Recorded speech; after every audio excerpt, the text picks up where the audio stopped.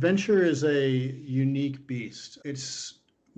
My mission is to remove the platform, the podium, the way that adventure is highlighted in the world as something that is other than, that has to be something that is some massive, significant goal or experience outside of your everyday, and that it's tied to outside magazine or the North Face or some big definition like that.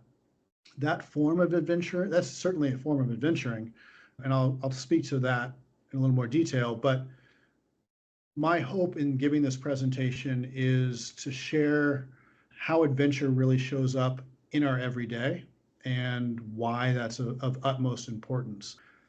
And the truth is, the reason why I do that is because it's hard for me to take these lessons I'm about to share with you and make them stick in my everyday without doing that. And that's just my own foible. And so about 18 months ago, I set out to climb this mountain solo on my own, under my own power.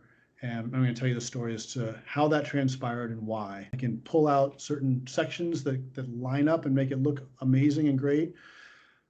But I've had way more failures in terms of binary success or not success than I have had traditional success.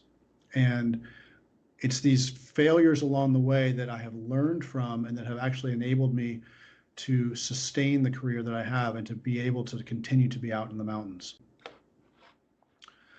And so through these experiences, what I really learned and wanted to focus in on are what I called the 5 elements of adventure. And so these 5 elements: high endeavor, uncertain outcome, total commitment, tolerance for adversity, and great companionship.